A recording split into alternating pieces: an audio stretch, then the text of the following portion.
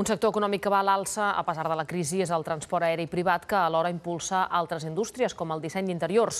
Conscients d'això, dues associacions empresarials catalanes han decidit col·laborar per potenciar aquest sector, que permetria desenvolupar una indústria pionera a Catalunya.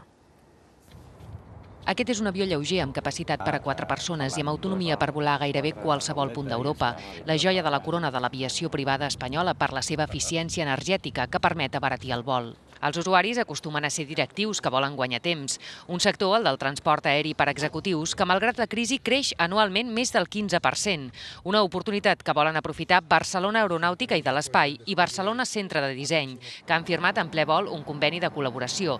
L'objectiu, potenciar la indústria del disseny d'interiors. L'expertís que té Barcelona, que té la ciutat, que té Catalunya amb el desenvolupament d'interiors en el sector automoció, aeroespacial, de trens, poder-lo portar en el sector aquest aeronàutic. És un producte de valor afegit, amb el qual, si creem i desenvolupem una indústria potent, el reste d'empreses i fabricants poden venir a comprar-ho a Barcelona.